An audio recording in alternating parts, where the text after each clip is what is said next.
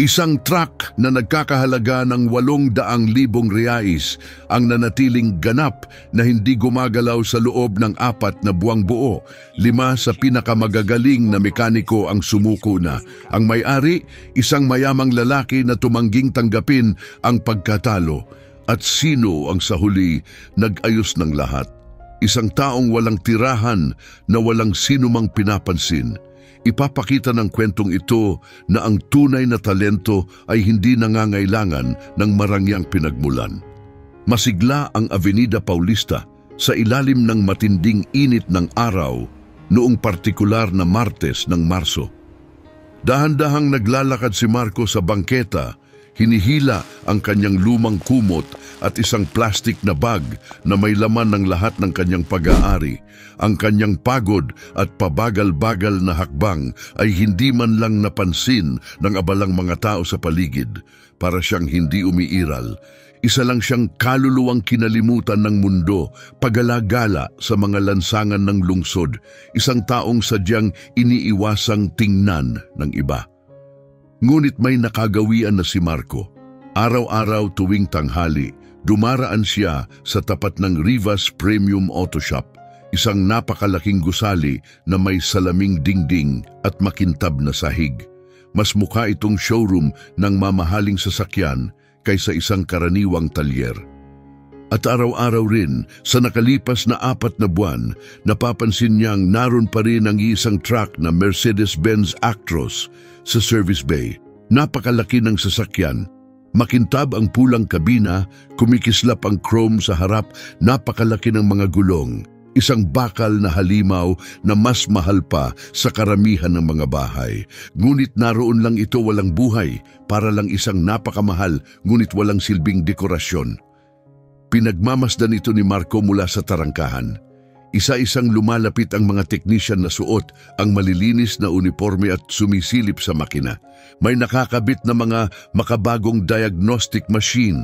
Inaalis at pinapalitan ang mga piyesa. Umiikot ang mga teknikal na usapan, ngunit pareho pa rin ang resulta. Hindi pa rin umaandar ang truck. Kilala ni Marco ang modelong iyon.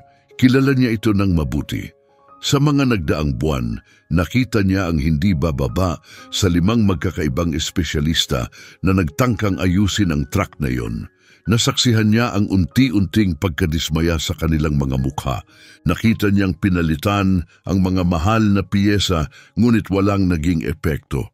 At higit sa lahat, napansin niyang palala ang galit ng may-ari bawat linggo. Hindi mo maaaring hindi mapansin si Alessandro Rivas. Matangkad, pilak ang buhok, laging maayos ang ayos, suot ang mamahaling custom na suit at may matatag na presensya. 3 beses kada linggo kung dumalaw siya sa talyer. Palaging galit ang tono. Nandoon si Marco sa maraming eksenang puno ng sigawan. Walang silbi kayong lahat. Dinala ko na rito ang mga eksperto mula Sao Paulo, Rio, Curitiba. Ni isa sa kanila walang nakakaayos nito. Pasigaw ni Alessandro sa floor manager. Gumastos ako ng 800,000 reais para sa truck na to at ilang buwan na lang itong nakatingga dito. Ilang buwan? Naiintindihan mo ba kung gaano kalaki ang nalulugi sa akin? Tahimik lang ang mga trabahador, nakatungo ang ulo, walang may lakas ng loob na sumagot.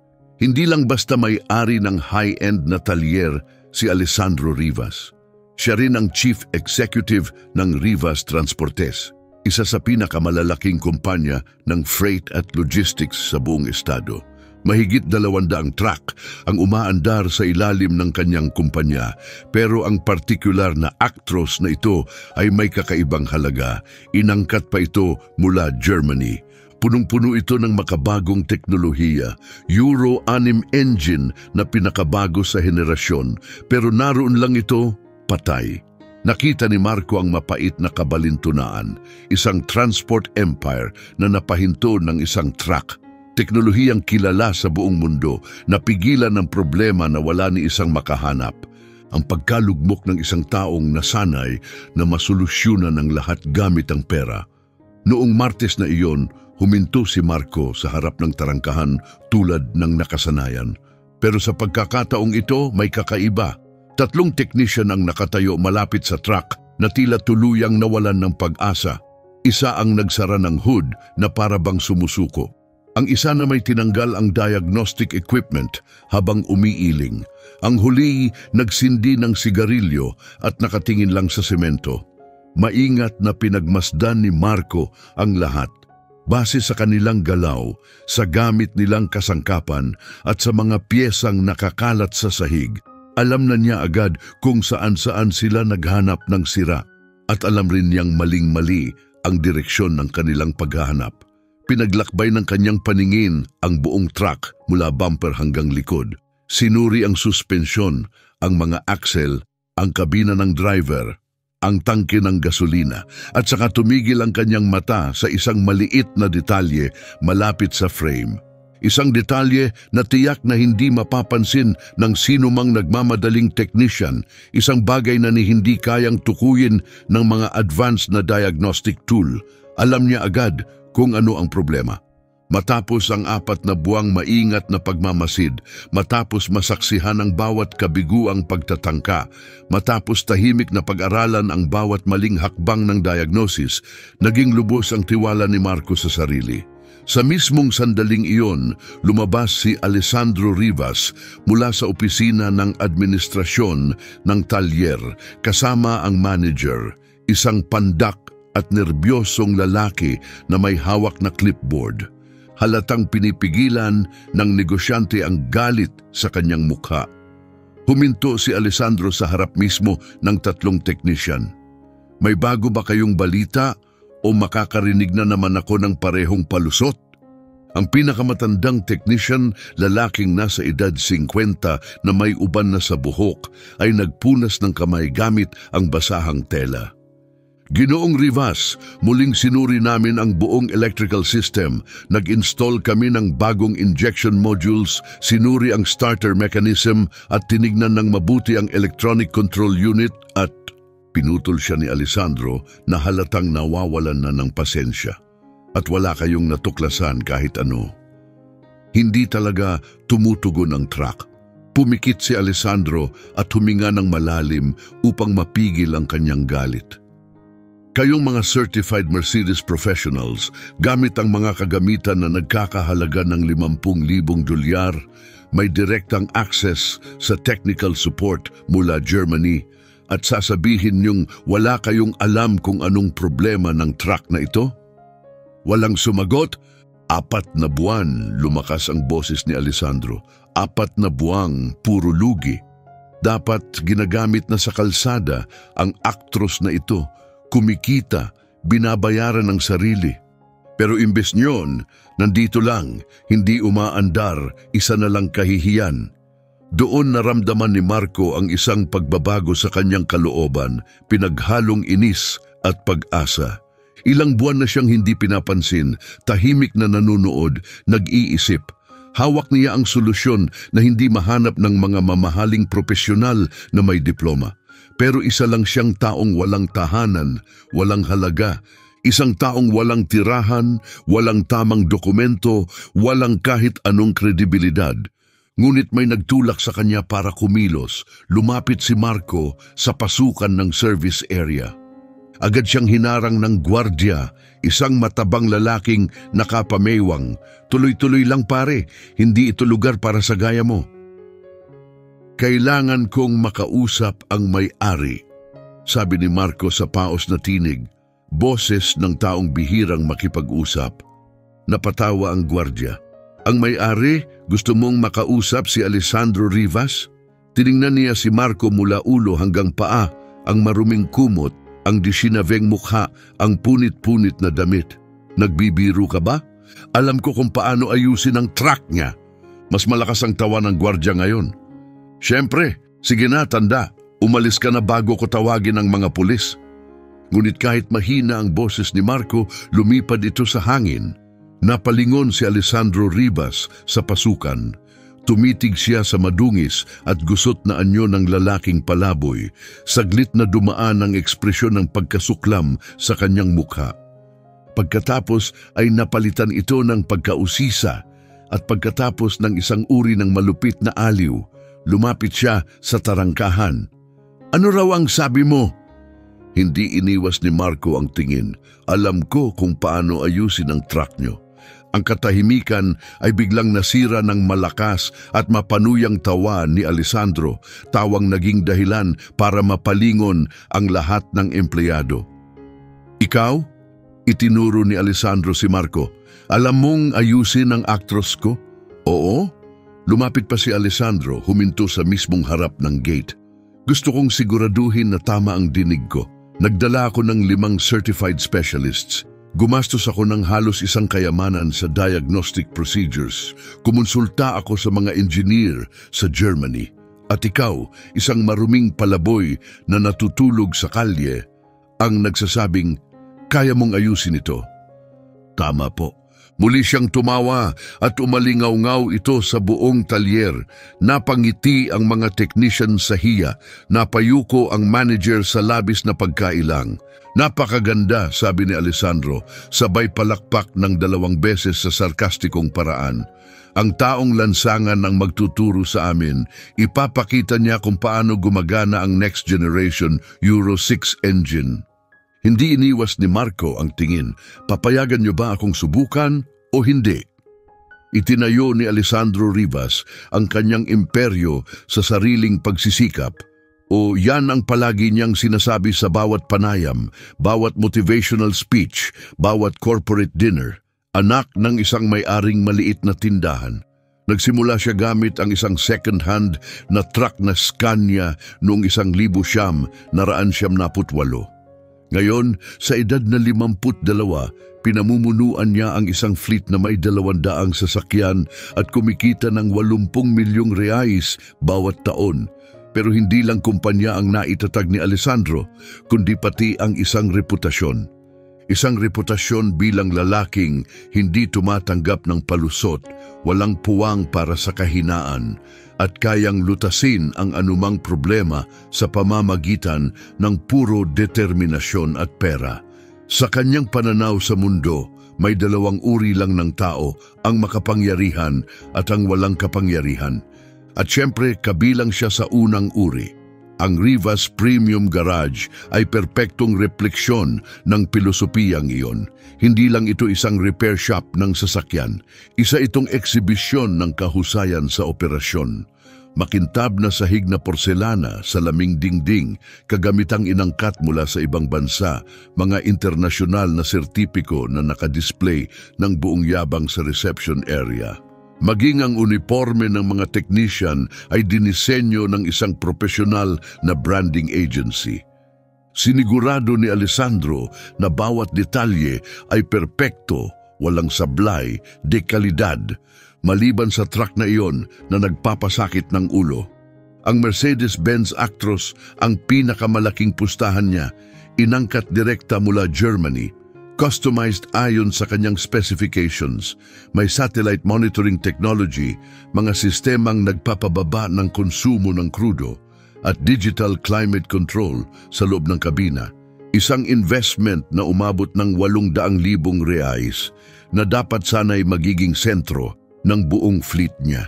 Yun ang plano, pero nang dumating ang truck sa Brazil, makalipas lang ang 3 linggo sa serbisyo, bigla itong tumigil sa pag-andar. Walang babala, walang malinaw na dahilan, walang lohikal na paliwanag. Nasira ito habang nasa delivery route at mula noon hindi na ito muling umandar. 4 na buwan na ang lumipas. Simula noon, naging obsession na ito ni Alessandro. Pinatawag niya ang technical director ng Mercedes-Benz Brazil. Nagbayad siya para sa konsultasyon sa isang German engineer sa video call. Pinayagan niya ang pagpapalit ng mga piyesang kasing halaga na ng isang murang sasakyan. Wala ni isa ang nakapagbigay ng resulta. At sa bawat lumilipas na araw, ang truck na iyon ay naging simbolo ng pagkatalo. Isang permanenteng mantsa sa reputasyon ni Alessandro Rivas na dati walang bahid. Ang taong kayang lutasin ang anumang problema, ngunit hindi lang pera ang bumabagabag sa kanya. Lahat ng simbolismo ng sitwasyon ang bumigat sa kanya. Hindi niya kayang matalo kahit sa ano, o kanino man, at lalo na hindi sa isang tumpok ng bakal at kable. Ngayon, sa partikular na Martes na iyon, habang nakatayo sa harap ng mabahong lalaking palaboy, nakaramdam si Alessandro ng higit pa sa pagkainis.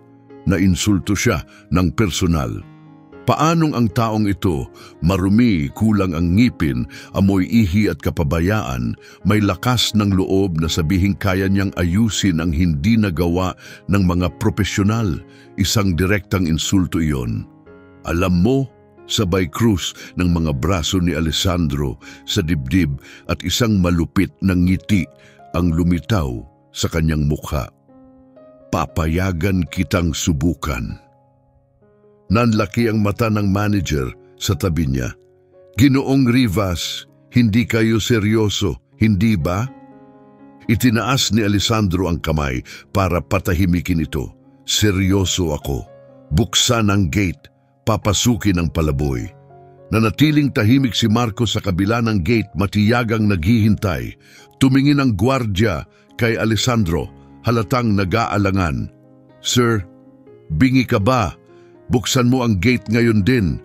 Sa halatang ayaw man, pinindot ng gwardya ang kontrol para sa electronic gate. Dahan-dahan itong bumukas. Pumasok si Marco, ang kanyang mabagal na hakbang ay lumilikha ng echo sa makintab na sahig ng talyer. Kitang-kita kung gaano siya hindi bagay sa lugar na iyon. Isang madungis na mantsa sa gitna ng perpektong kalinisan. Kusang umatras ang ilang teknisyan na para bang pwede silang mahawaan ng kahirapan. Ilan sa kanila ay tahimik na tinakpan ng ilong. Umikot si Alessandro kay Marco sa isang eksaherado at dramatikong paraan, sinisigurong nakatingin ang lahat ng empleyado. Tingnan niyo rito! Malakas niyang anunsyo, puno ng panunuya ang tono.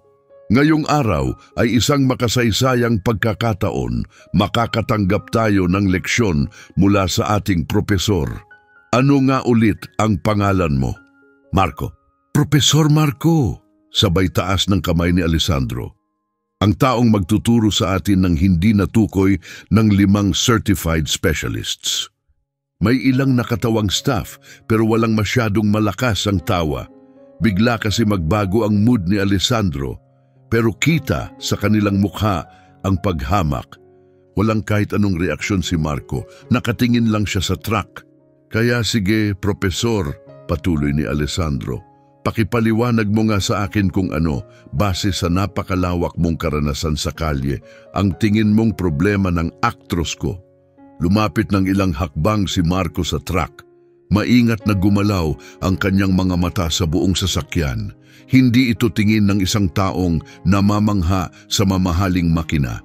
Ito'y tingin ng isang taong kabisado ang bawat turnilyo, bawat sistema, bawat teknikal na detalye. Pwede ko bang silipin ang ilalim? Tanong ni Marco sa mahinang tinig. Biglang tumawa si Alessandro. Ang ilalim, syempre, silipin mo kahit saan mo gusto. Pwede mo pang dasalan ng truck kung naniniwala kang makakatulong yon. May mga natawa pa ulit. Lumuhod si Marco. Kumalabog ang kanyang tuhod habang kumikilos. Dumulas siya pa ilalim ng truck, nakadapa sa malamig na sahig ng konkreto. Nanatili siya roon ng halos 2 minuto na walang sinasabi. Tumingin si Alessandro sa kanyang relong pambisig, halatang nauubusan ng pasensya. O siya, doktor, may nakita ka na ba o nagpapahinga ka lang diyan sa ilalim? Lumabas si Marco mula sa ilalim ng truck.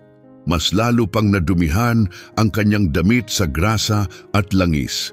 Dahan-dahan siyang tumayo.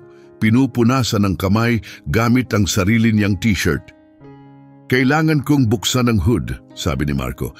Iangat ang hood para sa ating henyo, utos ni Alessandro, sabay eksaheradong galaw na parang nasa entablado. Isa sa mga technician ang nag-unlock ng latch. Umangat ang harapan ng actros at lumitaw ang dambuhalang makina.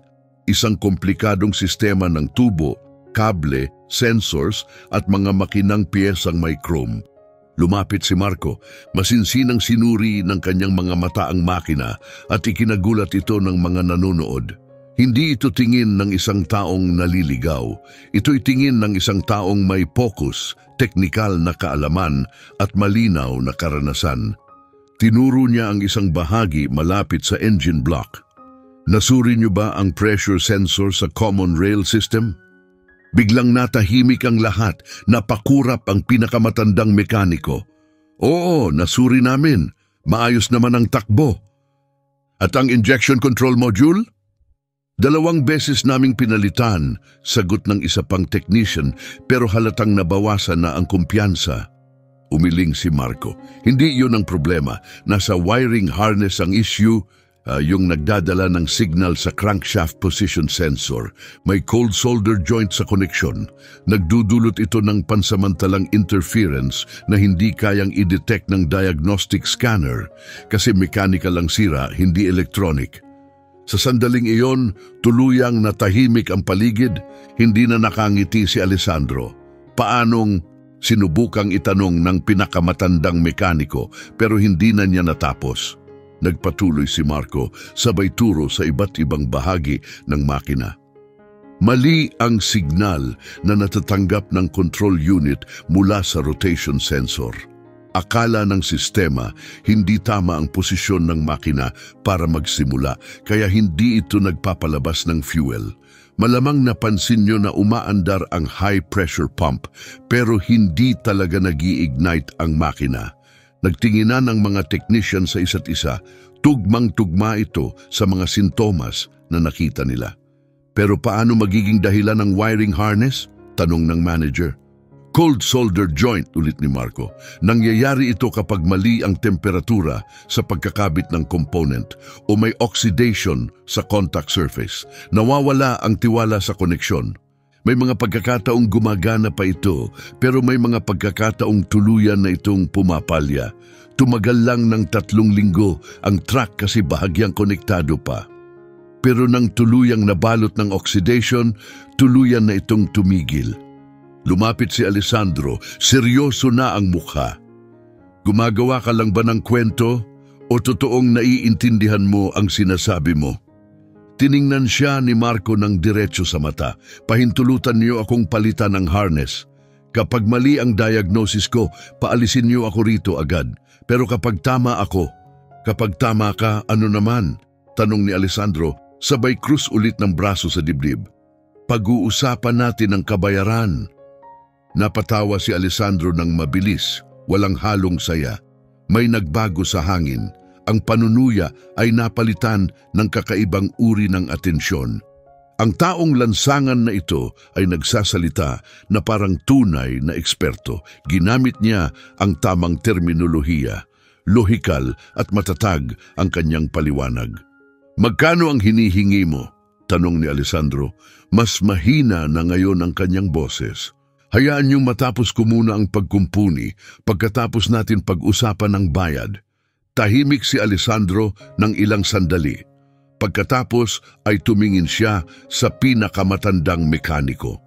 May ganyan ba tayong harness sa inventaryo? May stock po tayo ng spare parts para sa buong electrical system, sir. Kunin mo ang piyesa at ibigay mo sa kanya, utos ni Alessandro sabay turo kay Marco. Gusto kong makita kung mangyayari talaga ang milagro o isa lang to sa panibagong panluloko. Saglit na nagatubili ang technician pero sumunod pa rin.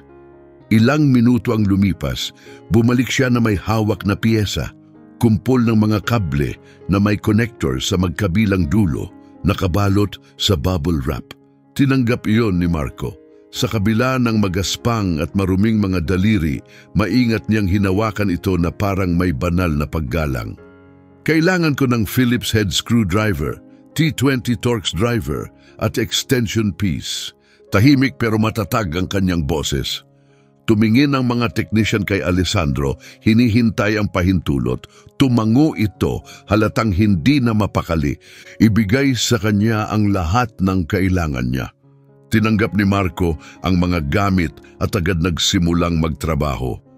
Nakatuon ang kanyang paningin sa makina para bang kinukuwenta sa isipan ang bawat kilos. Gaano katagal mo to matatapos? Tanong ni Alessandro habang tinitingnan ang kanyang relo. 20 minuto, baka mas maaga pa. 20 minuto, ulit ni Alessandro, puno ng pagdududa ang tono. Para gawin ang hindi nagawa ng 5 eksperto sa loob ng 4 na buwan. Hindi sumagot si Marco, tumapat lang siya sa bukas na makina. Ang bawat galaw niya ay maingat at sinadya, parang bumabalik sa isang lugar na matagal nang pamilyar sa kanya. Bahagyang nanginginig ang kanyang mga kamay, muscle memory na muling nabubuhay matapos ang mahabang panahon. Maingat siyang pinanood ni Alessandro. Ang mga empleyado ay pumesto sa isang kalahating bilog sa paligid ng truck. Walang nagsalita, ang tanging maririnig ay ang tunog ng mga kasangkapang metal. Natagpuan ni Marco ang harness na kailangang palitan. May 3 safety screws at 2 quick release connectors na nakakapit dito. Magsimula siyang mag-disassemble na parang isang siruhano, bawat galaw eksakto, walang pag-aalinlangan. Alam niya talaga ang ginagawa niya, bulong ng pinakamatandang mekaniko sa katabi. Imposible yan, sagot ng isa. Nagkataon lang, malamang narinig niya tayo at inuulit lang ang napulot niyang salita. Pero hindi ito basta pagkakataon at lalong nagiging malinaw iyon sa bawat segundo. Inalis ni Marco ang luma at itinapat ito sa ilaw. Maingat niyang sinuri ang bawat sentimetro ng piyesa. Pagkatapos ay itinuro niya ang isang bahagi ng connector joint. Dito mismo, mahina ang kanyang tinig pero puno ng kumpiyansa, total oxidation, naputol na ang solder. Iniabot niya ang piyesa sa pinakamalapit na technician. Tinanggap ito ng lalaki, itinapat sa ilaw at biglang nag-iba ang ekspresyon ng kanyang mukha. Kita na niya ngayon ang maliit na bitak sa solder, halos imposibleng makita ng mata pero malinaw na naroon. Mr. Rivas, simula ng technician, nanginginig ang boses pero pinutol siya ni Alessandro nakatitig kay Marco. Hayaan mo siyang tapusin ang trabaho. Kinuha ni Marco ang bagong harness, sinuri ang connectors ng mabuti, marahang humihip upang alisin ang alikabok at sinimulan ang pag-install. Ang kamay niyang kanina'y bahagyang nanginginig ay ngayon kumikilos na may ganap na tiwala. Para itong panunood sa isang bihasang pianistang tumutugtog ng isang pyesa na kabisado sa puso. Ikinikabit niya ang mga plug, inilock ang safety clips sa tamang lugar at inipit ang 3 turnilyo ng eksakto sa tamang higpit. Hindi labis, hindi kulang. Pagkatapos, hinaplos niya ang mga kable gamit ang daliri, sinusuri kung may pilit o liko. 10 minuto ang lumipas. Umatras si Marco mula sa makina, pinunasan ng kamay sa laylayan ng kanyang shirt at tumingin kay Alessandro. Pwede niyo na po itong subukan. Hindi gumalaw si Alessandro. Pinagmamasdan niya si Marco na may halong hinala at isa pang bagay, marahil sa pilitang paghanga o pagkamausisa kung sino talaga ang taong ito. Luca, tawag ni Alessandro sa pinakamatandang technician. Paandarin mo ang makina. Umakyat si Luca sa loob ng cabin ng driver. Nakapasok na ang susi sa ignition switch. Nandoon na iyon sa loob ng ilang buwan mula nang itinabi ang truck sa loob ng pasilidad. Ikinabig niya ito sa unang posisyon. Nagsindi ang panel ng mga instrumento. Kumislap ang mga berdeng at dilaw na ilaw sa buong dashboard. Lahat ng naroon ay napahinto sa paghinga. Ikinabig ni Luca ng tuluyan ang susi. Sandaling walang nangyari. Pagkatapos ay biglang umungol ng malakas ang makina ng Mercedes-Benz Actros. Hindi iyon mahina o nag-aatubiling pag-andar. Isa yung malalim, tiyak at walang kapintasang ugong. Ang tunog ng 430 kabayong lakas na muling nabuhay matapos ang 4 na buwang hindi inaasahang pagtigil. Agad na naging maayos ang takbo ng makina, bumilis ng pantay at tuloy-tuloy ipinapakita sa digital na mga gauge. Hindi ako makapaniwala, bulong ni Luca mula sa loob ng cabin, lubos na namangha. Ang katahimikan sa loob ng pagawaan ay naputol ng sabayang paghigop ng hangin. Nagkatinginan ang mga tekniko, halatang hindi makapaniwala. Nahulog ang clipboard ng manager sa sahig. Lumapit ang gwardya, nais makakita ng mas malinaw. Nanatiling hindi gumagalaw si Alessandro Rivas. Tinitigan niya ang umaandar na truck. Ang makina ay umaalingaw-ngaw ng banayad. Pagkatapos ay ibinaling niya ang tingin kay Marco na nakatayo sa tabi ng bukas na hood, balot ng grasa, nakapasok ang mga kamay sa bulsa at walang bakas ng tagumpay sa mukha, tanging pagod. "Patayin mo," utos ni Alessandro, paos ang tinig. Pinatay ni Luca ang makina. Bumalik ang katahimikan, ngunit ngayon iba ang bigat nito, mabigat sa kahulugan. Lumapit si Alessandro kay Marco. Huminto siya sa ilang sentimetro ang layo. Malaki ang kaibahan ng dalawa. Ang mayamang negosyante, amoy mamahaling pabango. Ang palaboy, dala ang amoy ng kapabayaan. "Sino ka ba?" tanong ni Alessandro. Tinitigan siya ni Marco. "Wala ako. Hindi totoo yan. Walang-wala ang nakakagawa ng ginawa mo. Dati, isa akong may halaga. Ngayon, wala na." Sinimsim ni Alessandro ang mga salitang iyon. Isang taong nakatira sa lansangan ang nakapag-ayos ng problema sa loob lang ng 15 minuto. Isang problemang di naresolba ng mga lisensyadong profesional sa loob ng 4 na buwan. May karanasan ka na ba sa mga truck noon? Nanatiling tahimik si Marco. Muling sumiklab ang inis ni Alessandro, hindi dahil sa pagkakaayos ng makina, kundi dahil sa kahihiyang naramdaman niya. Pinagtawanan niya ang taong ito sa harap ng lahat. At ang parehong taong iyon ang nagpakita na mas magaling siya kaysa sa sinuman sa loob ng gusali. "Magkano ang gusto mo?" tanong ni Alessandro. Mariin ang panga. Sa wakas, tumingin si Marco. "Sabi mo, babayaran mo ako ng doble ng anuman ang hingin ko. At paninindigan ko yon, sabihin mo ang halaga." Huminga ng malalim si Marco. Tahimik ang buong lugar. Lahat ay sabik na marinig ang sagot. Magkano ang halaga ng isang milagro? Magkano ang karapat-dapat na ibigay sa isang taong muling nagpaandar ng truck na nagkakahalaga ng 800,000 reais, 5,000, 10,000, $20,000. "Wala akong interes sa pera," deklarasyon ni Marco. Nanlaki ang mata ni Alessandro. "Ano raw? Ayokong tanggapin ang pera mo." "Kung ganon, ano ba talaga ang gusto mo?" Tiningnan ni Marco ang paligid. Sa mga tekniko na suot ang malilinis na uniforme, sa mamahaling kagamitan, sa makinang na pasilidad. Pagkatapos ay tiningnan niya ang sarili niyang maruruming kamay, matitigas na daliri at wasak na mga kuko. "Ang gusto ko ay pagkakataon."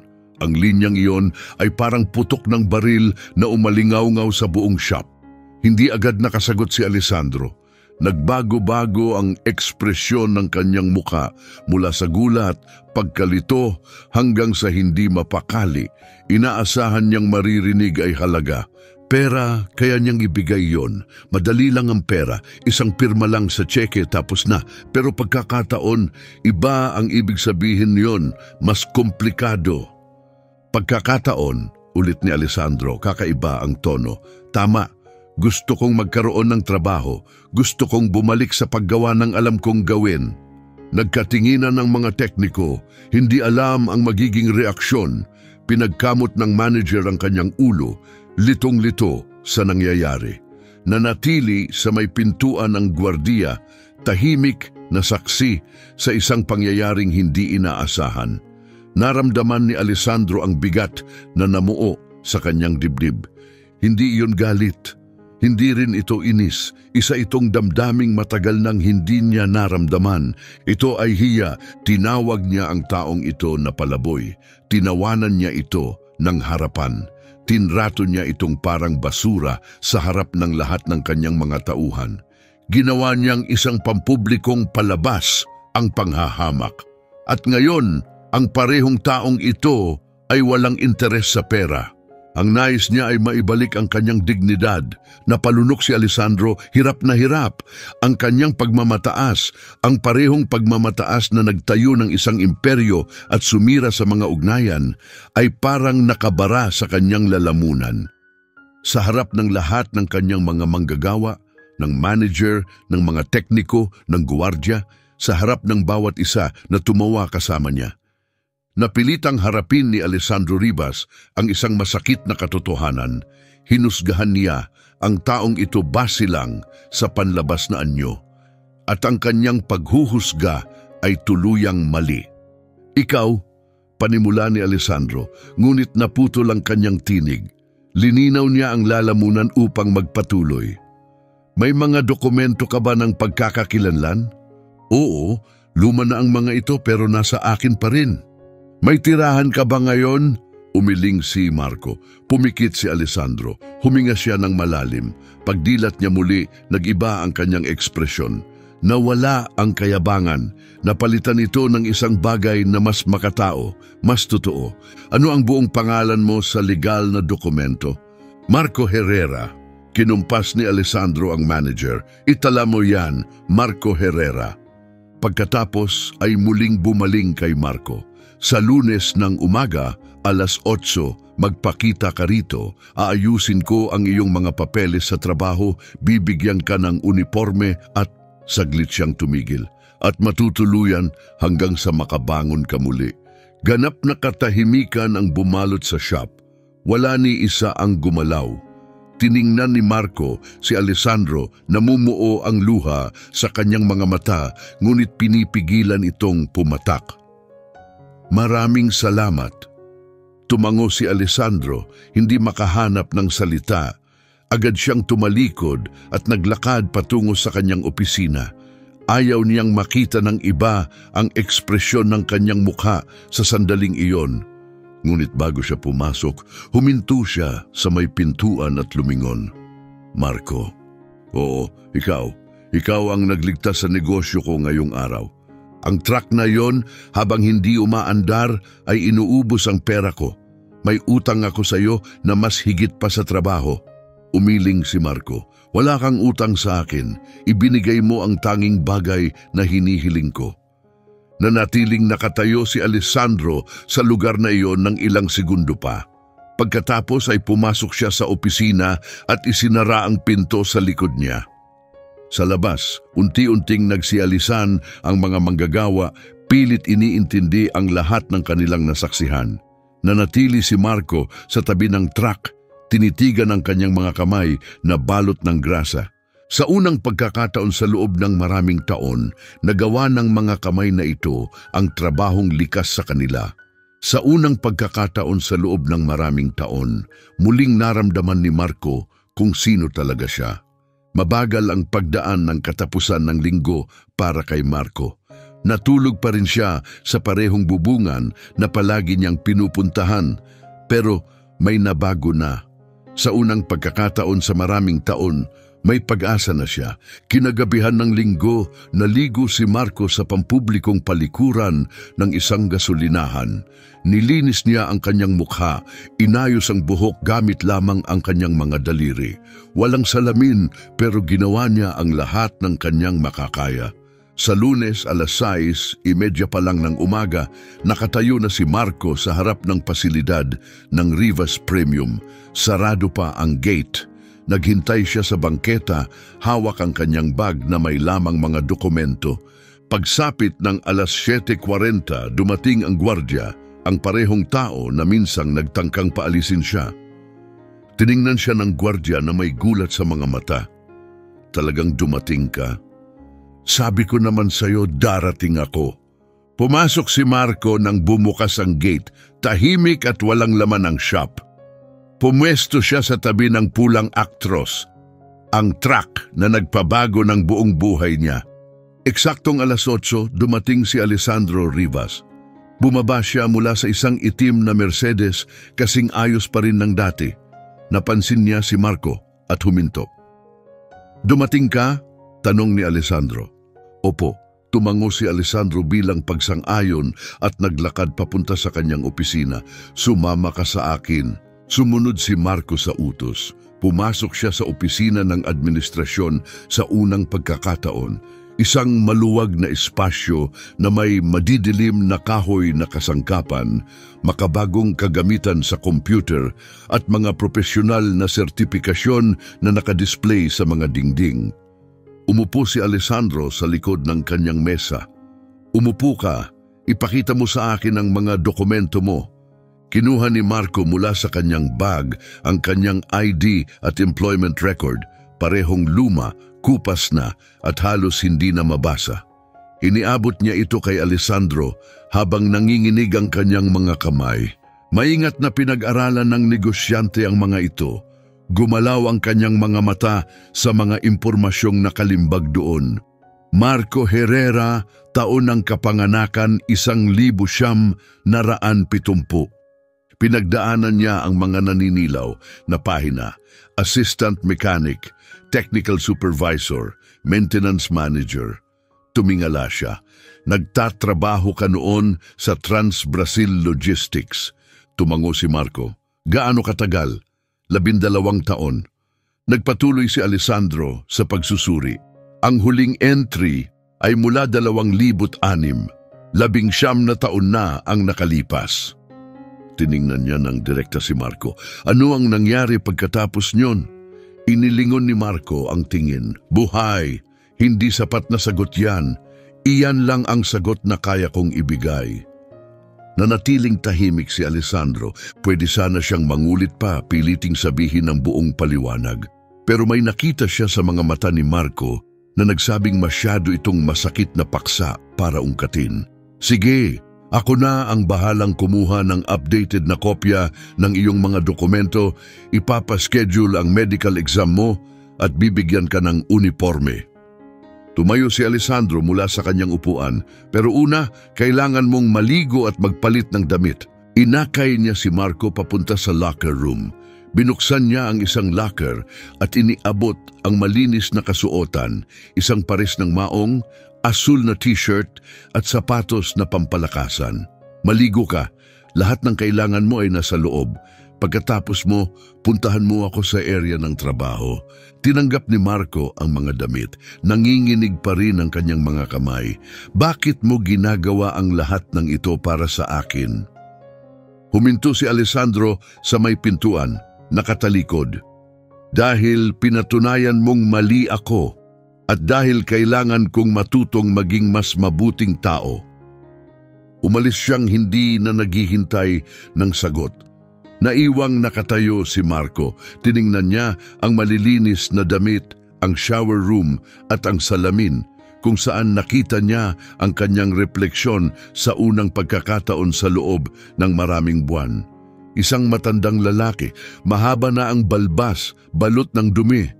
Isang anino na lamang ng dating sarili, pero may natira pa rin sa kanya pag-asa. Yun ang pinakamahabang paliligo na naranasan ni Marco sa buong buhay niya. Mainit ang tubig, parang humahapdi sa balat pero napakasarap sa pakiramdam. Nilinis niya ng mabuti ang kanyang buhok, sinabo ng bawat bahagi ng katawan. Pinanood ang buwan-buwang dumi na unti-unting tinangay ng agos pababa sa drain. Paglabas niya, para siyang ibang tao. Amoy malinis na panlambot ang bagong damit. Tiningnan ni Marco ang sarili sa salamin muli. Naroon pa rin ang balbas at ang mga kulubot ay hindi nawala. Pero mukha na siyang tao, hindi na siya tila hindi nakikita. Bumalik siya sa workshop area, nandoon na ang mga technician. Nang makita nila si Marco, agad huminto ang mga usapan. Lumapit si Luca, ang pinakamatandang technician. Magandang umaga, magandang umaga. Sinabi ng may-ari na ikaw na raw ang makakatrabaho namin mula ngayon. Tumango si Marco bilang tugon. Inabot ni Luca ang kanyang kamay. Maligayang pagdating sa team namin. Mahigpit ang pagkamay ni Marco, buo, may respeto. Isa-isa ring lumapit ang ibang technician para ipakilala ang kanilang sarili. Wala na ang panlilibak, napalitan ito ng pag-uusisa, paghanga, at marahil ng kaunting hiya. Pumasok si Alessandro na may dalang bagong jumpsuit pang trabaho. Marco, ito ang opisyal mong uniforme. Ikaw na ngayon ay senior mechanic dito sa Rivas Premium. Saglit siyang huminto. Tungkol naman sa iyong sweldo, 4,500, may kasama itong meal allowance at medical coverage. Katanggap-tanggap ba sa iyo ang mga kondisyong ito? Pakiramdam ni Marco ay nanghina ang kanyang mga tuhod. 4,500, halos 2 dekada na mula nang huli siyang makakita ng ganoong halaga. Tinatanggap ko ang alok. Magaling, ipapaalam ni Lucas sa iyo kung paano tumatakbo ang lahat dito. Kung may anumang problema, lumapit ka diretso sa akin. Tiningnan ni Alessandro ang lahat ng naroroon sa silid. Miyembro na ng team si Marco at tratuhin siya ng may buong respeto. Naiintindihan? Sabay-sabay na sagot ng mga teknisyan. May tanong ba ang sino man? Huminga ng malalim si Marco. Saan po ako titira? Kinuha ni Alessandro ang isang susi mula sa kanyang bulsa. May maliit na apartment akong inilalaan para sa mga bumibisitang technician. Malaya kang tumuloy doon hanggang makabangon ka muli. Walang bayad sa unang 3 buwan, tinanggap ni Marco ang susi. Malamig ang metal sa kanyang palad. Ang maliit na bagay na yon ay sumisimbolo sa isang bagay na matagal na niyang nawala. Isang lugar na maituturing niyang tahanan. Wala akong sapat na salita para ipahayag ang pasasalamat ko. Umiling si Alessandro ng marahan. Hindi mo kailangang magpasalamat. Iyan ay nararapat sa iyo. Ipinakita mong may kakayahan ka, kababaang loob at respeto sa sarili. Saglit na tumigil siya at may itinuro kang mahalaga sa akin. Ano po ang naituro ko sa inyo? Tumingin si Alessandro sa paligid, sa shop, sa kagamitan, sa mga manggagawa. Pagkatapos ay ibinaling niya ang pansin kay Marco, isang taong nawala na ang lahat, ngunit hindi nawala ang kanyang kakayahan at dangal. Na ang tunay na halaga ng isang tao ay walang kinalaman sa panlabas na anyo. At mali ang pamantayan ko sa paghusga sa iba. Ang unang mga linggo ni Marco sa Rivas Premium ay naging panahon ng tahimik na pag-aangkop. Palagi siyang dumarating 15 minuto bago ang oras. Isinususuot niya ang kanyang asul na jumpsuit na may maingat na paggalang. At ginagawa niya ang kanyang tungkulin ng may dedikasyong kahanga-hanga kahit para sa mga pinakabeteranong technician. Si Luca, ang pinakamatandang mekaniko, ang kusang naging gabay niya. Ipinaliwanag nito kay Marco ang mga patakaran sa loob, talaan ng maintenance at sistema ng inventaryo. Ngunit agad naging malinaw na kakaunti lang ang kailangang ituro kay Marco. Ang bilis mong matuto, puna ni Luca sa pagtatapos ng unang linggo. Hindi ako talaga natututo, tugon ni Marco habang inaayos ang torque wrench sa isang tornilyo. Inaalaala ko lang. At totoo ito, bawat kasangkapang hawakan ni Marco, bawat sistema na suriin niya, bawat diagnosis na ilahad niya ay nagbabalik ng mga bahagi ng dati niyang buhay. Isang buhay kung saan siya ay pinapahalagahan, may kakayahan at may halaga. Napansin ito ng ibang technician. Hindi lang basta tinatapos ni Marco ang mga gawain, naiintindihan niya ang mga sasakyan sa mas malalim na antas. Naririnig niya ang mga tunog na hindi naririnig ng iba. Natutukoy niya ang mga problema bago pa ito lumala. Mayroon siyang technical na instinct na hindi kayang ituro ng kahit anong training program. Sa ika-10 araw niya sa trabaho, dumating ang isang customer na may Volvo FH truck na may paulit-ulit na problema sa preno. 2 technician na ang nagtangkang ayusin ito pero walang naging resulta. Paulit-ulit itong bumabalik na may parehong reklamo. Nandoon si Alessandro sa shop nang dumating ang customer, halatang inis na sa 3 pagkakataon. Hindi niyo pa rin maayos ang simpleng problema sa preno, singhal ng lalaki. Nagbabayad ako ng mataas sa shop na to pero hindi niyo magawa ang pinaka-basic. Napanatili ni Alessandro ang kanyang profesional na anyo pero napansin ni Marco ang pagkadiin ng kanyang panga. Ayaw ni Alessandro ng reklamo. Ayaw niya ng kahit anong uri ng kabiguan. Ginoong Torres, aayusin namin ito kaagad, pangako ni Alessandro. Ngunit nang muling suriin ng mga technician ang service records, halata ang kanilang panghihina ng loob. Napaltan na ang brake pads, disc, fluid, nasuri na ang ABS system at mga hydraulic component. Lahat ay gumagana ng maayos sa loob ng shop. Pero tuwing lalabas sa highway, bumabalik ang problema. Tahimik na pinanood ni Marco mula sa kabilang bahagi ng silid habang pinupunasan ang kanyang mga kamay gamit ang basahan. Narinig niya ang buong usapan. Kilala niya ang sintomas na inilalarawan. Nilapitan niya si Luca. "Pwede ko bang silipin?" Tumingin si Luca kay Alessandro na tumango bilang pagpayag. Lumapit si Marco sa Volvo, hindi niya agad sinuri ang mga bahagi ng preno. Sa halip, umakyat siya agad sa cabin ng driver. Umupo sa likod ng manibela at inayos ang salamin na para bang siya mismo ang magmamaneho. Pagkatapos, nang hindi pinapandar ang makina, ilang beses niyang inapakan ang pedal ng preno. Maingat siyang nakinig, ramdam niya ang antas ng resistensya. Pagkatapos ay bumaba siya at lumakad papunta sa likod ng truck. Lumuhod siya at sumilip sa ilalim ng frame. Ilang segundo lang siya sa ganung posisyon. Pagbangon niya, may nagbago sa ekspresyon ng kanyang mukha. Buong katiyakan, "Nahanap ko na ang problema," anunsyo ni Marco. Lahat ay agad na tumingin sa kanya. Ang costumer na may pagdududa, ang mga nabiglang technician, si Alessandro, lahat ay nakatuon lamang sa kanya.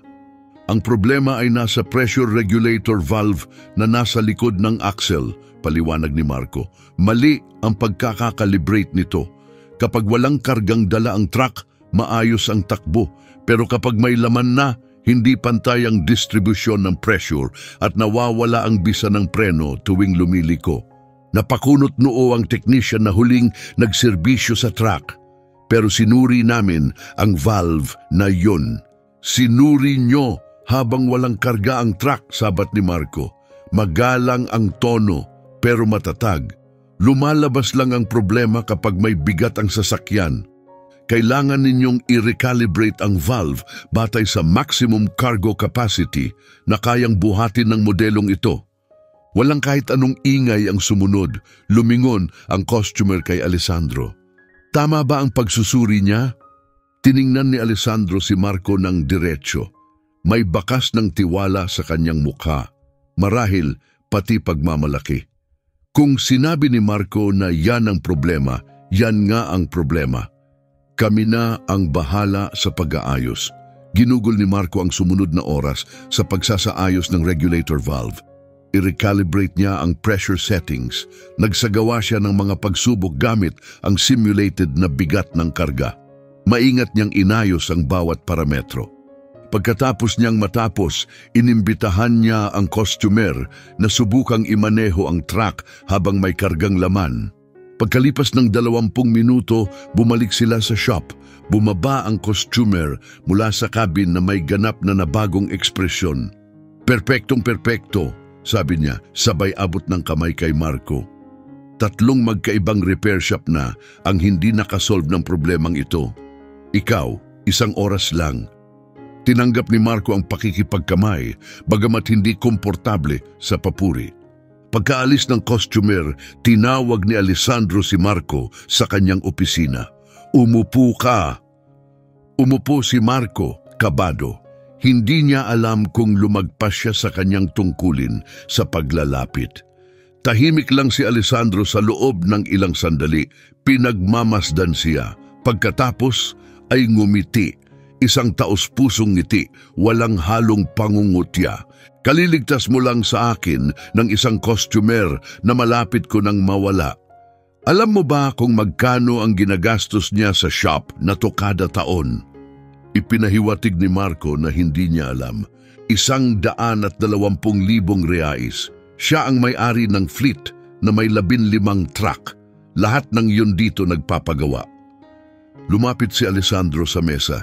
"Na-preserve mo ang negosyo na nagkakahalaga ng 120,000 reais gamit lang ang isang pressure valve. Ginawa ko lang po ang trabaho ko. Hindi lang basta trabaho ang ginawa mo, nagpakita ka ng antas ng kakayahan na kahit mga certified na mekaniko ay hindi kayang tumbasan. Saglit na tumigil si Alessandro. Saan mo natutunan ng ganitong kaalaman, Marco?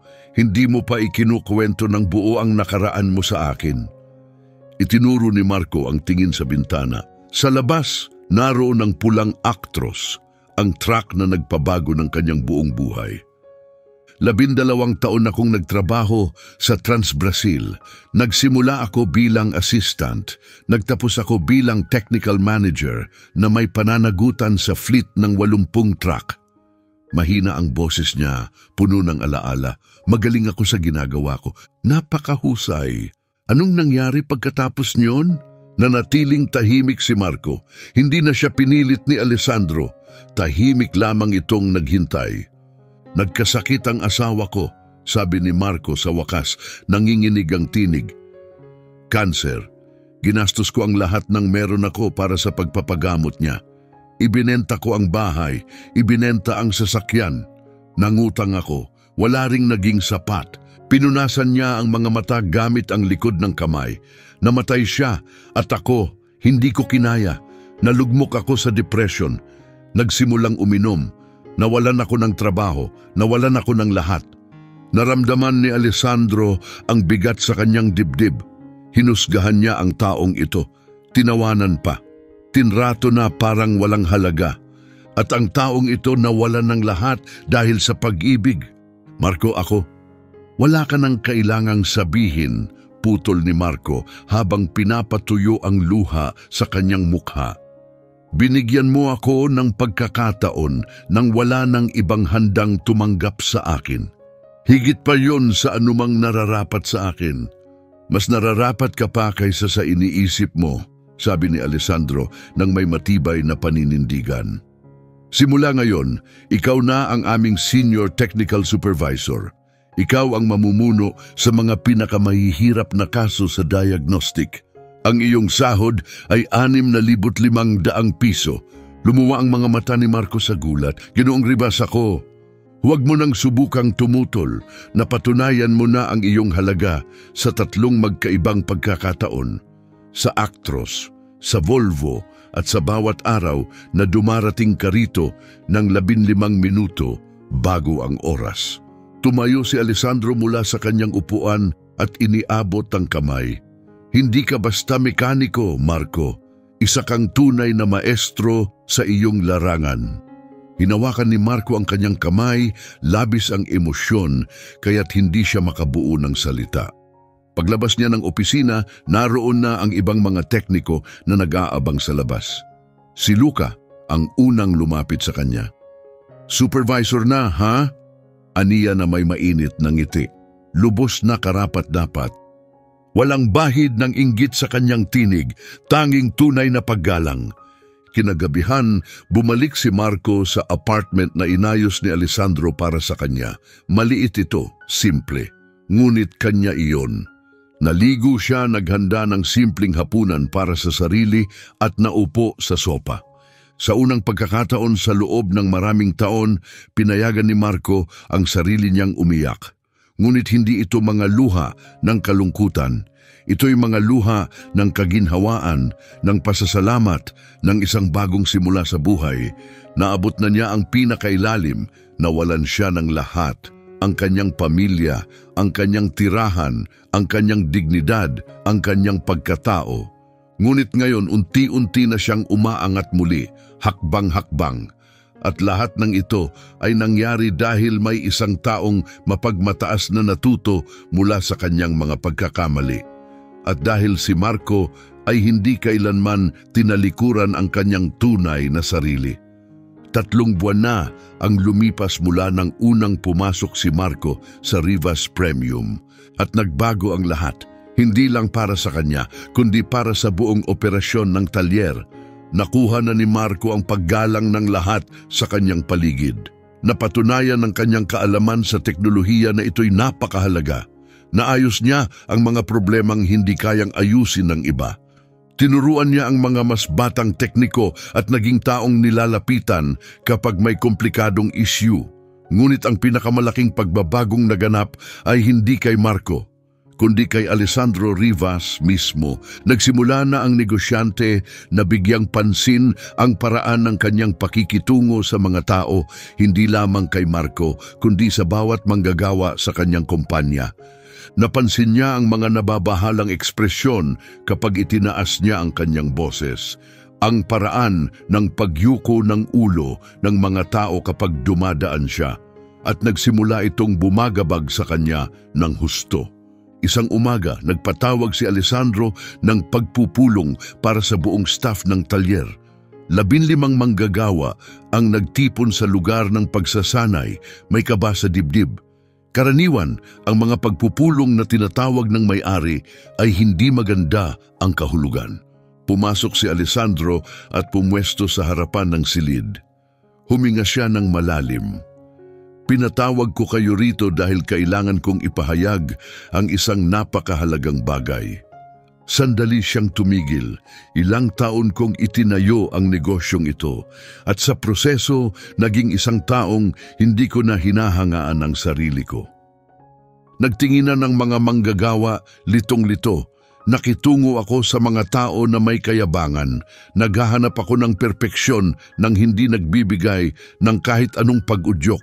Sumisigaw ako sa halip na magbigay ng gabay at higit pa roon, tiningnan niya ng direkta si Marco. Hinusgahan ko ang mga tao base sa kanilang panlabas na anyo, hindi sa kanilang tunay na kakayahan. Nanatiling nakatitig si Marco sa kanya, halatang naantig sa mga salitang iyon. Pinaalala sa akin ni Marco ang isang bagay na tuluyan ko nang nakalimutan, na ang dignidad ay hindi nabibili, na ang kakayahan ay hindi nasusukat sa mamahaling damit, na ang paggalang ay kailangang kitain gamit ang ugali, hindi sa yaman. Tiningnan ni Alessandro ang bawat isa sa silid. Simula ngayon, magiging iba na ang takbo ng mga bagay dito. Kinuha niya ang isang pirasong papel at nagsimulang basahin ito. Unang pagbabago, wala nang sisigawan, hinding-hindi na ako sisigaw sa kahit kanino.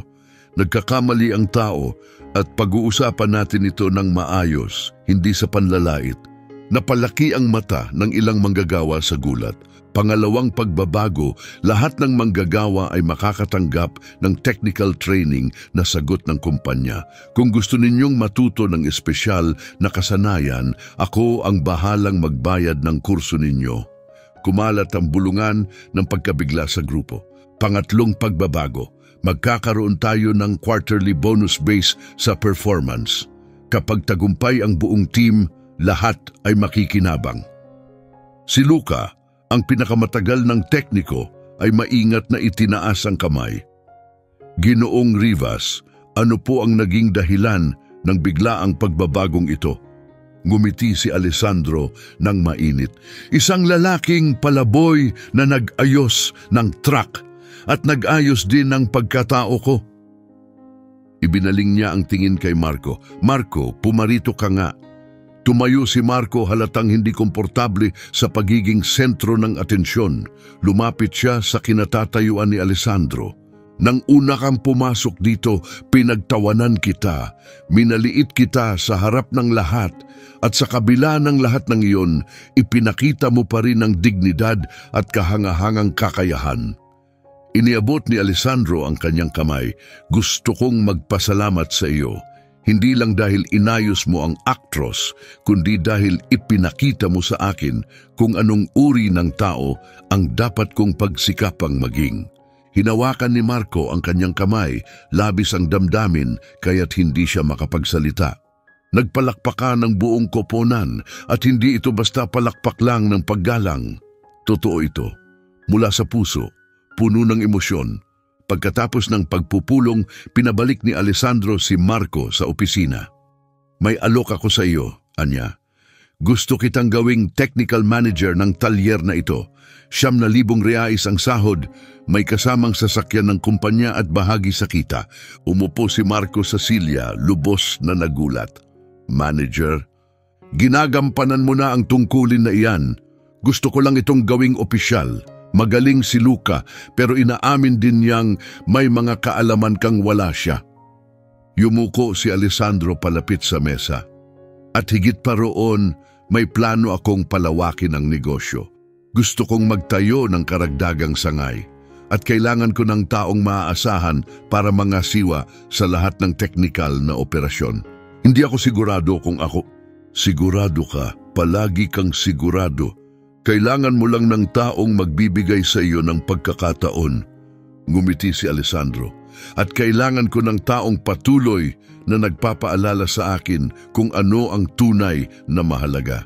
Tatanggapin mo ba ang posisyon? Tumingin si Marco sa kanyang mga kamay. Ang parehong mga kamay na 3 buwan ang nakalipas ay nanginginig sa gutom at kawalan ng pag-asa. Ngayon, matatag na ang mga ito. May kakayahan, puno ng halaga. Tinatanggap ko. Mabilis na pinukpok ni Alessandro ang mesa sa tuwa. Napakaganda. Sa Lunes, gagawin nating formal ang lahat. Paglabas ni Marco, huminto siya sa courtyard ng talyer. Tiningnan niya ang pulang Actros, ang truck na naging daan pabalik sa kanyang buhay. Lumapit si Luca. Kaya, boss, totoo bang ikaw na ang magiging manager? Mukhang ganun na nga, sagot ni Marco, na hanggang ngayon ay nahihirapang lubos na unawain ang lahat. Karapat-dapat ka talaga. Iniligtas mo ang talyer na ito sa malaking problema.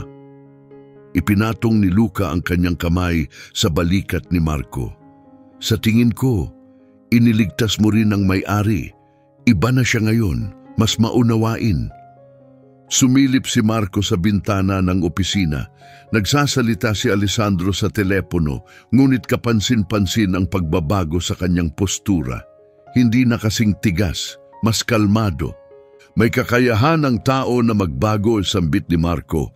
Tila mas sinasabi niya ito sa sarili kaysa kay Luca. Nagbabago sila kapag natagpuan nila ang tamang dahilan. Kinagabihan, tumawag si Marco sa isang shelter na nakilala niya noong siya'y nasa lansangan pa. Kinausap niya ang taong namumuno roon. Gusto kong tumulong, magbigay ng bahagi ng kinikita ko, at gusto kong lumikha ng mga pagkakataon. Kung may kakilala kayong may karanasan sa mekanika, bibigyan ko sila ng pagkakataon. Tumahimik ang babae sa kabilang linya, labis ang emosyon. Marco, hindi mo alam kung gaano ito kahalaga para sa amin. Alam ko ng lubusan, malumanay niyang tugon. Naranasan ko ang buhay na yan. Matapos ang tawag, ngumiti si Marco. Kumukumpleto na ang bilog, binigyan siya ng pagkakataon. Ngayon, siya naman ang magbibigay ng pagkakataon sa iba.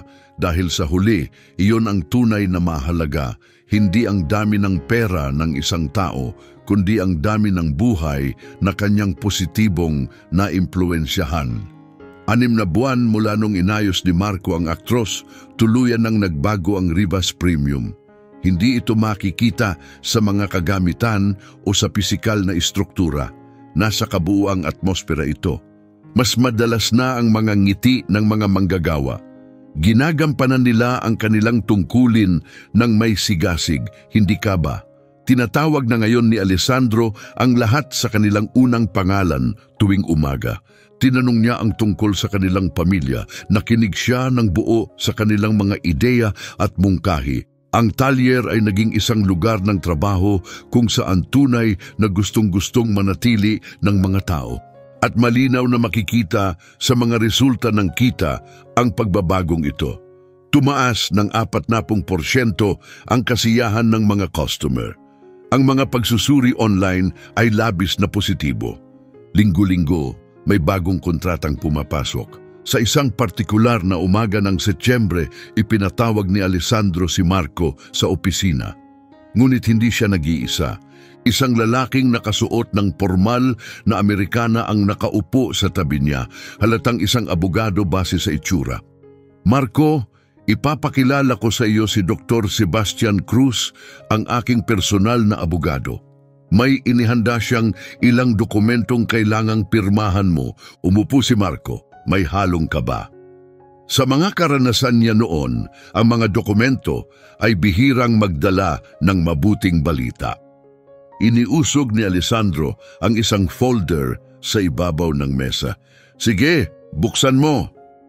Binuksan ni Marco ang folder, binasa ang unang pahina, saka ang pangalawa. Lumuwa ang kanyang mga mata sa gulat. Ito ay kasunduan ng pagiging kasosyo. Tumango si Alessandro bilang kumpirmasyon. 15% ng Rivas Premium ay pagmamay-ari mo na. Hindi ito kawang-gawa. Pinaghirapan mo ito. Binago mo ng tuluyan ang kumpanyang ito, nararapat lamang na may bahagi ka rito. Tinitigan ni Marco ang mga papel, saka lumingon kay Alessandro, litong-lito. "Hindi ko kayang tanggapin ito." "Kayang-kaya mo. At tatanggapin mo," sagot ni Alessandro. Matatag ang tono, ngunit may kasamang ngiti. "At isa pa, ang bagong sangay na binabalak nating buksan, ikaw ang mamumuno roon at magkakaroon ka rin ng 15% ng pagmamay-ari ng sangay na iyon." Nagsimulang mamuo ang luha sa mga mata ni Marco. 6 na buwan lang ang nakalipas, natutulog siya sa bangketa. Wala siyang kahit ano, wala siyang halaga sa mata ng mundo, walang nakapapansin sa kanya. Ngayon, bahagi na siya ng pagmamay-ari ng isang kumpanyang milyonaryo ang halaga. "Bakit mo ginagawa ang lahat ng ito?" tanong ni Marco. Garalgal ang boses sa damdamin. Tumayo si Alessandro mula sa kanyang upuan at lumapit sa bintana. Tumingin siya sa bakuran ng talyer kung saan nagtatrabaho ng sabay-sabay ang mga tekniko.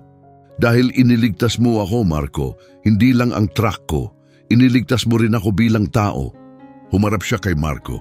"Nagsisimula na akong maging isang bagay na nakakatakot. Mayaman pero malalim ang kalungkutan. Kinakatakutan ako ng mga tao, hindi iginagalang. Nagtatayo ako ng imperyong walang laman sa loob." Bumalik siya sa mesa at naupo sa gilid nito. "Ipinakita mo sa akin na tinalikuran ko ang tunay na may halaga. Kababaang loob, pag-unawa, karaniwang dangal bilang tao." Ngumiti si Alessandro. "Ngayon, binabati ako ng mga manggagawa ko ng walang takot. Bumisita ulit ang anak kong babae. Sabi niya mas mukhang panatag na ako. Kahit ang tulog ko, mas maayos na ngayon." Pinunasan ni Marco ang kanyang mga luha. "Truck lang naman ang inayos ko." "Mas higit pa sa truck ang inayos mo. Inayos mo ang isang buong pamilya. Inayos mo ang buong operasyon ng negosyo. At higit sa lahat, inayos mo ang isang taong tuluyan ng nawasak sa loob." Iniabot ni Alessandro ang kanyang kamay. "Kaya, kasosyo, tinatanggap mo ba ang alok na ito?" Hinawakan ito ni Marco ng buong lakas. "Tinatanggap ko!" Nilagdaan nila ang mga dokumento. Si Dr. Sebastian Cruz, ang opisyal na saksi, at matapos maproseso ang lahat ng papeles, kinuha ni Alessandro ang isang bote ng champagne mula sa maliit na refrigerator. "Mag-toast tayo!" anya habang nilalagyan ng 2 baso. "Para saan ang toast na ito?" tanong ni Marco. "Para sa mga pagkakataong magbagong buhay, para sa mga maling akala na naging matalinong aral, at para sa mga taong galing sa lansangan na mas mayaman ang kaluluwa kaysa sa karamihan ng milyonaryo." Nagbanggaan ang kanilang mga baso. Makalipas ang araw ding iyon, tinipon ni Alessandro ang lahat ng manggagawa sa bakuran. May bahid ng kaba sa hangin. Karaniwan, ang ganitong pagtitipon ay nagdadala ng malalaking balita. Umakyat si Alessandro sa isang munting plataporma. "Lahat, may mahalaga akong ibabalita sa inyo. Si Marco ay opisyal ng kasosyo sa Rivas Premium. 15% ng kumpanyang ito ay kanya na." Nagpalakpakan agad ang lahat. Yumakap si Luca kay Marco ng mahigpit, puno ng pagmamalaki. Isa-isa ring lumapit ang ibang tekniko upang bumati. Nang humupa ang kasayahan, nagsalita muli si Alessandro. Ngunit may karagdagan pa. Simula ngayon, lahat ng manggagawang mahigit 2 taon nang naninilbihan dito ay magkakaroon ng bahagi sa kita. Hindi ito limos, ito ay nararapat na pagkilala sa inyong ambag. Bawat isa sa inyo ay tumulong sa pagbuo ng kumpanyang ito kasama ko. Karapat-dapat kayong makibahagi sa mga tagumpay nito. Isang sandaling katahimikan ang sinundan ng pag-apaw ng kasiyahan. Ilang manggagawa ang hindi napigilang umiyak. Itinaas ni Alessandro ang kamay upang humingi ng katahimikan. 20 taon na ang nakalipas nang itatag ko ang kumpanyang ito, dala ng hangaring yumaman, at natupad ko ang layuning iyon. Pero sa kalagitnaan ng paglalakbay na iyon, nakalimutan kong manatiling tao. Pinaalala sa akin ni Marco na ang tagumpay na walang habag ay sa huli kabiguan. Tiningnan niya sa mata ang bawat manggagawa. Nagpapasalamat ako na hindi niyo ako iniwan noong panahong ako'y isang masamang amo. At buong puso kong pinasasalamatan si Marco sa pagpapakita na ang dignidad ay mas mahalaga kaysa anumang halaga ng pera. Inanyayahan si Marco na magsalita sa harap ng lahat. Umakyat siya sa plataporma, may kaba sa kanyang mukha. Hindi ako sanay magsalita sa harap ng madla, panimula niya, pero sanay akong makaramdam ng pasasalamat. 6 na buwan lang ang nakalipas, wala akong kahit ano. Ngayon, may trabaho na ako, may tahanan na ibalik ang aking dignidad at may mga taong nagmamalasakit sa akin. Tiningnan niya ang kanyang mga kasamahan. Kayong lahat ay naging pamilya ko na ngayon. Huminga siya ng malalim. Kung dumaraan kayo sa mahirap na panahon, huwag kayong susuko. Naubos sa akin ang lahat. Pero isang pagkakataon lang ang nagpabago ng buhay ko. At ngayon, layunin ko nang ibigay ang parehong pagkakataon sa iba. Muling umalingaw-ngaw ang palakpakan sa buong talyer. Nang bumalik na ang lahat sa kani-kanilang gawain, nanatili si Marco sa tabi ng pulang aktros. Lumapit si Alessandro at tumayo sa tabi niya. Anong pumapasok sa isipan mo? Tanong nito. Na ang isang sira-sirang truck ay naging daan para mailigtas ang 2 tao, sagot ni Marco. Tiningnan ni Alessandro ang sasakyan.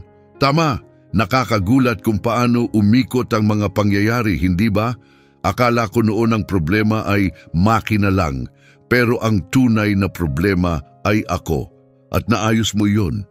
Tayo ang nag-ayos, pagwawasto ni Alessandro. Magkasama, nanatili silang tahimik doon. 2 lalaking mula sa magkaibang mundo, nagtagpo sa hindi inaasahang pagkakataon. Ang isa'y isinuko ang kanyang pagkatao sa paghahangad ng tagumpay. Ang isa na may nawala ang lahat, ngunit hindi kailaman tinalikuran ang kanyang halaga bilang tao. At sa huli, sila ang naging tagapagligtas ng isa't isa. Dahil ang mga kwentong pinakakahulugan ay hindi umiikot sa mga perpektong bida. Umiikot ang mga ito sa mga taong wasak na natutong magsimulang muli. At sa mga pusong puno ng pagmamataas na natutong yakapin ang kababaang loob bago mahuli ang lahat. Tiningnan ni Marco ang kanyang mga kamay, ang parehong mga kamay na nag-ayos ng makinang sinukuan na ng lahat, at pinayagan niyang ngumiti ang kanyang sarili. Dahil mula ngayon, ang mga kamay na iyon ay hindi lang basta nag-aayos ng truck, nag-aayos na rin ito ng buhay ng tao. Paminsan-minsan, hinahayaang itumba tayo ng buhay upang ipaalala na may daan paakyat. Ang kailangan lang ni Marco ay isang pagkakataon. At marahil may isa ring nanonood ngayon na kailangan nito. Kung nakaantig sa iyo ang kwentong ito, pakilike ang video at ibahagi sa comments kung aling bahagi ang pinakatumi mo sa iyo. Malaking tulong ito sa aming channel at patunay ng iyong paniniwala sa kapangyarihan ng pangalawang pagkakataon. Ipalaganap natin ang mensaheng ito bilang isang komunidad.